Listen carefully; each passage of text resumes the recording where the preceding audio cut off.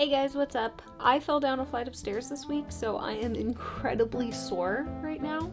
So I'm just going to do something really simple and show you my reading journal, which honestly was actually my first one I've ever made. So hopefully the pages, the layouts and whatnot can be useful for you. If not, maybe they can inspire you to make your own templates, but I just kind of threw something together and I feel like it could be really useful. So yeah. I'll roll the clip, I guess.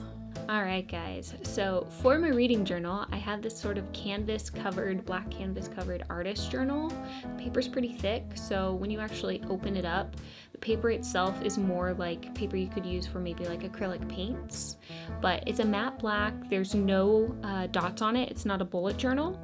It is actually an artist journal that I got from Michael's. This one says artist level 2, it's 169 pounds, which just references the thickness of the paper, but it's perfect for me. I really, really like it. Now the paper here that I'm pointing to, this is pretty thin, so it makes it easy to glue on, along with these pages that literally are ones from a book that was falling apart. I didn't destroy a book just for this video, don't worry. This cover here, the Lady Vixen one, this is one I am absolutely obsessed with, but I just printed this out on my own construction paper, so it is kind of thick too. The crow paper I literally got from like a pack that I got at Michael's. It's also kind of decently thick, so just keep that in mind. This one's the Midnight Garden. It has 16 designs. I got it for $4.99. I think it's normally $9.99, but they had a lot of cool prints there, so I highly recommend checking out Michael's. The pens that I used, I actually decided to use colored gel pens. I had more colors than what you see here, but it's the 10-point font, so it means it's thicker, and it's just the jelly roll. The washi tapes, I have multiple, but these are just the stack that I grabbed, but I didn't really have like a clean design all the way through. I just grabbed the stuff I liked.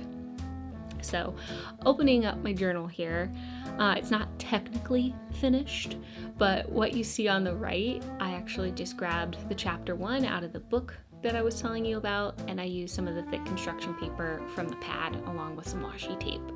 On the left, washi tape, and then there's a blank space that I might just write in like Maggie's reading journal, or might get like a sticker from a place called Fugly Barbie. I love them, highly recommend you check them out.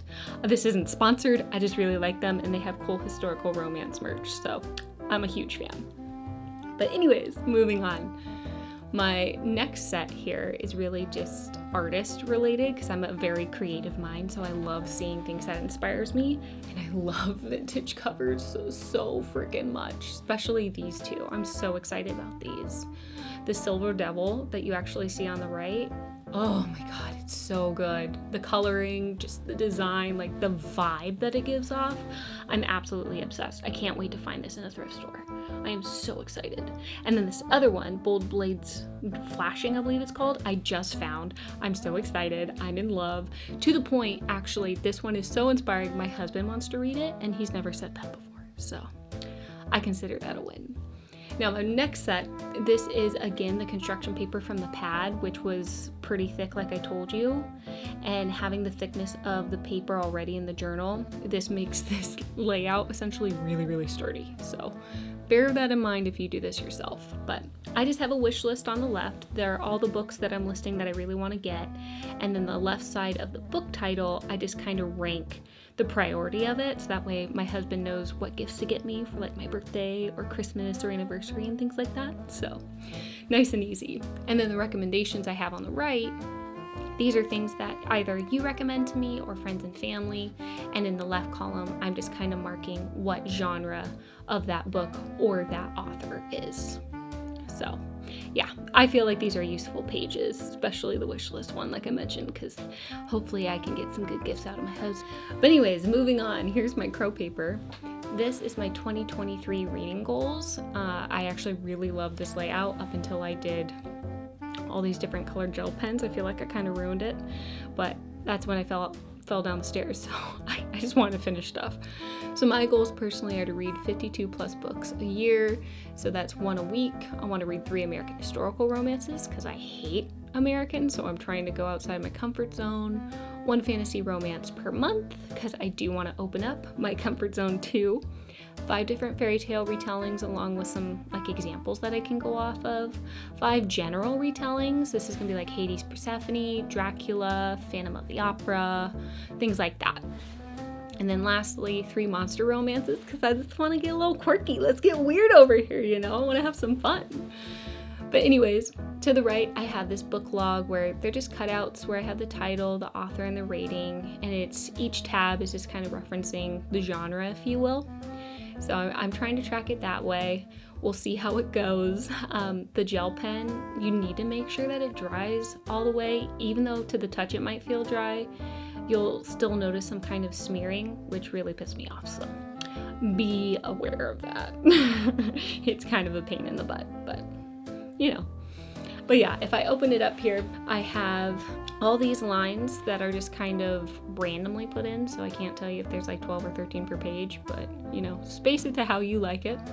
Now on the right, I have my book haul savings, so I'm kind of making a little money pocket where I put how much money I put in and how much I take out, because I really want to just buy books when I have the money for it.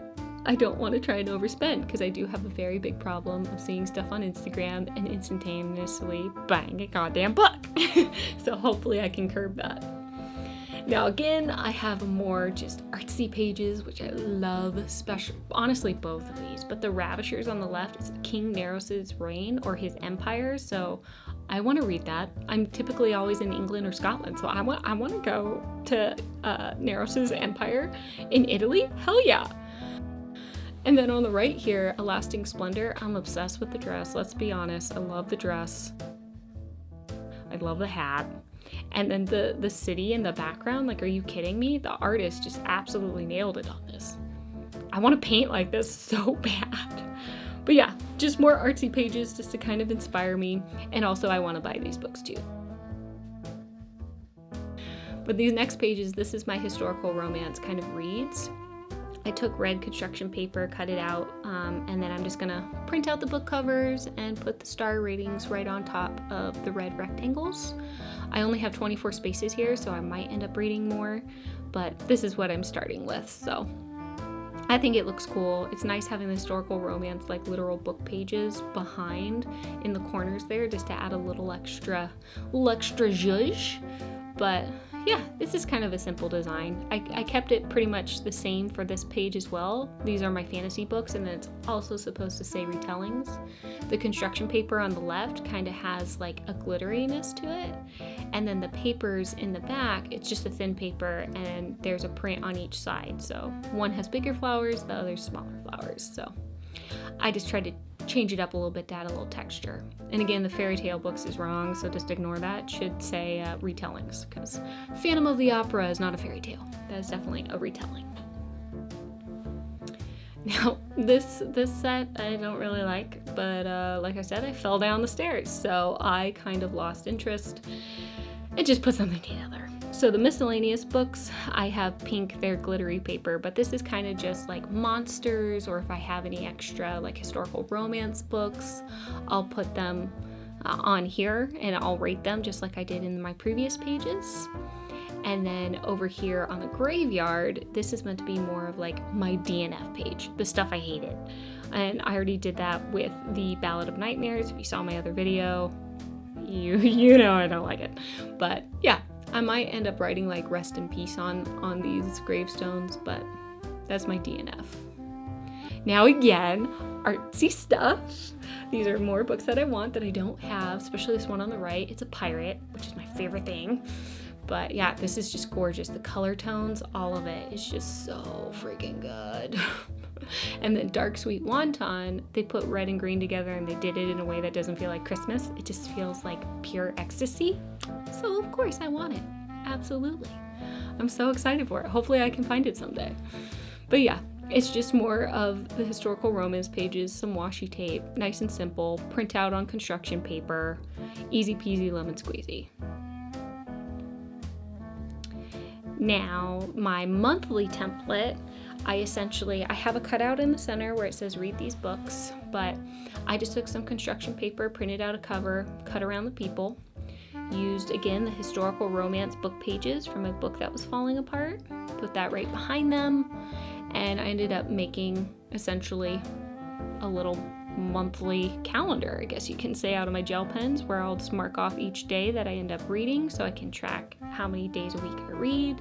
And then I'll print out my book covers and I'll put it on my little middle tab so I can track all the books I read in the month. And then on the right, I have my kind of like my best book section and my worst book section. So I plan on, again, printing out the cover, giving the rating, giving the spice, what genre it was, and just kind of why I liked it or didn't like it. So pretty simple. Lastly, I have the goals, so I'm just gonna plan on checking them when I meet those goals for the month. If I don't, I don't, whatever. And then my stats section, this is just to kind of keep track by month, so that way at the end of the year, I'll be able to more easily put together my statistics for 2023. So yeah, I plan on doing that for all of my months, but I'm not going to decorate it until I get to that month, so that's why this is blank, but I basically pre-cut everything to make it easier going forward. And then with the 96 pages that I had, I still have about 10 pages left over, so I might put things like quotes, or I might do like book review pages when I really want to make a video for a book so I can track my notes and things like that, so that's something you can definitely do as well. I also thought about doing things like authors that I find, so I can keep an author list that I really love.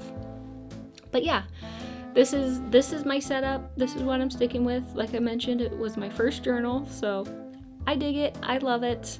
I'm very happy with it. I really like my artsy pages, but yeah, this is a last little flip through of kind of what I did.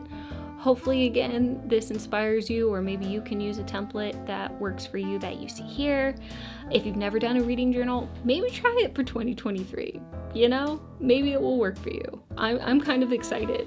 I wish that I did a little bit more, especially with my graveyard pages, and just went a little more aesthetic, but that's okay. It's my first book. I won't beat myself up too much. But yeah, anyways, I'll see you guys next week. Hopefully I'll feel way better, but I hope you guys have a great rest of your week. Bye.